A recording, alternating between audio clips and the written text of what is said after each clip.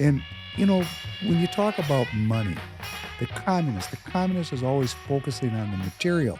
That's a cover-up story. The communist is really focused on eliminating faith and Christ. They're anti-Christian. That's the real brunt of the assault. But they get us looking over here at the money, at the money, at the money. Keep paying attention. While they destroy our families, while they destroy our congregations, while they destroy our individual belief in the search for truth. Because how can you rule over a free people if they believe that they're free? You have to undermine that freedom. And you have to undermine that freedom if you're a communist from every possible perspective. But the big cudgel is, of course, the money. And we've lived in a free trade environment for, really since 1946, but particularly since Ronald Reagan in 1980, free trade, prosperity for all. Well, it might have worked that way before the Chinese came to the game and all of the copycats like Vietnam, Thailand, Indonesia, South Korea, Japan.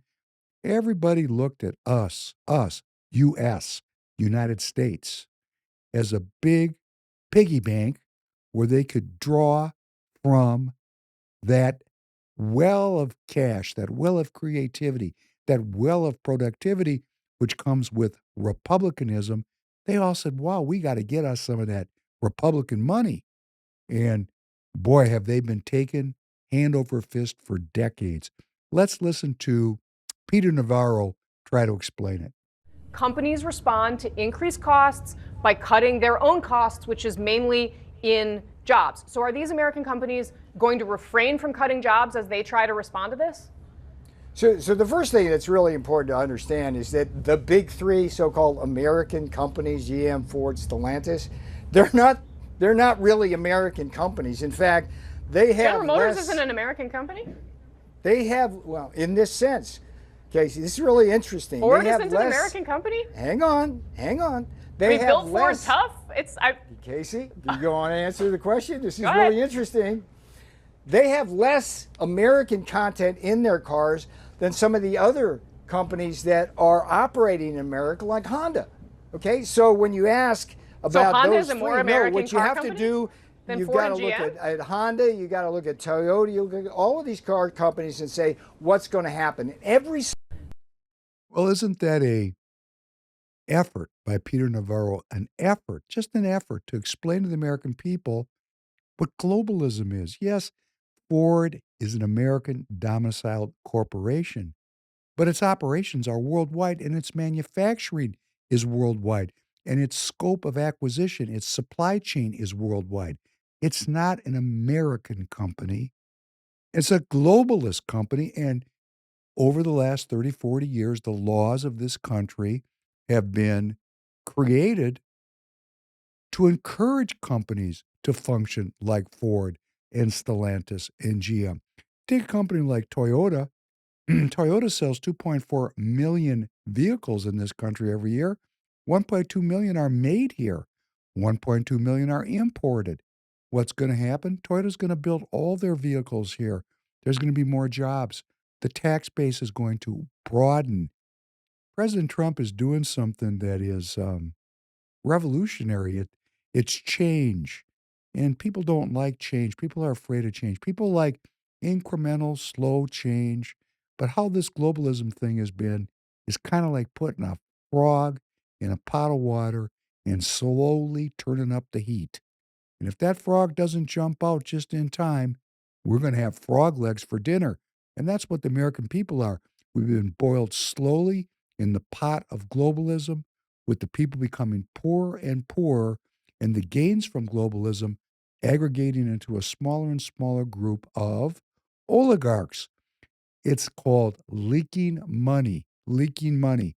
One way to leak money is a trade deficit. Another way to leak money is fraud. Let's listen to this next clip. For you, what's the most astonishing thing you've found out in this process? The sheer amount of waste and fraud in the government. It is astonishing. It's mind-blowing. We routinely encounter wastes of $1 billion or more, casually. For example, like the simple survey that was literally 10-question survey that you could do with SurveyMonkey, cost you about $10,000, was the government was being charged almost $1 billion for that.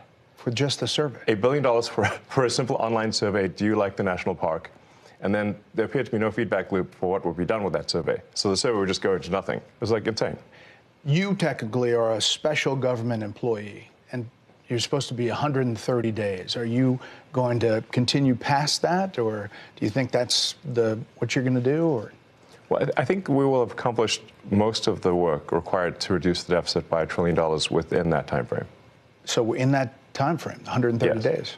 And the process is a report at some point, at 100 days? Or? Not really a report. We are cutting the waste and fraud in real time. So every day that passes, our goal is to reduce the waste and fraud by $4 billion a day, every day, 7 days a week.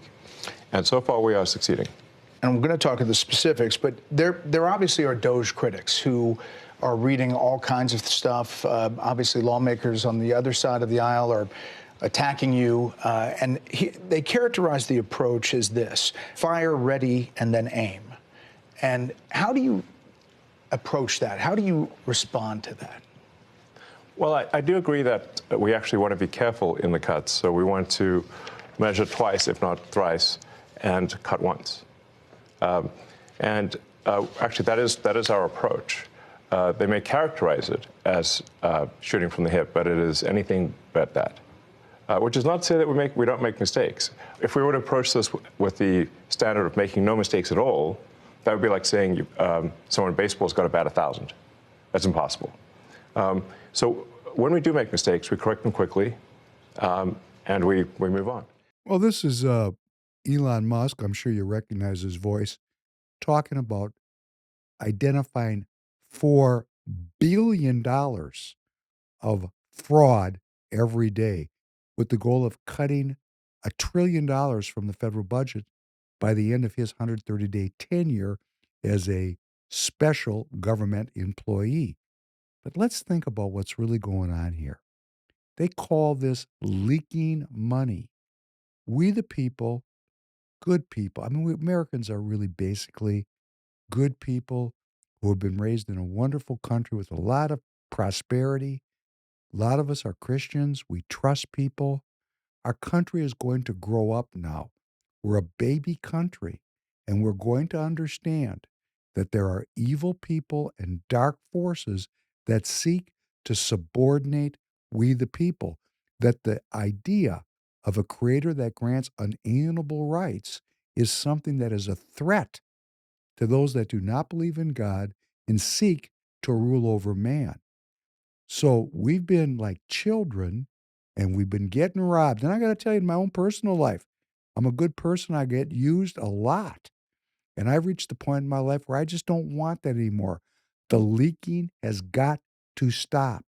And President Trump is stopping it with a new trade policy. And President Trump has asked Elon Musk to stop the leaking by going after this fraud and waste in our government. If we don't do it, bankruptcy awaits.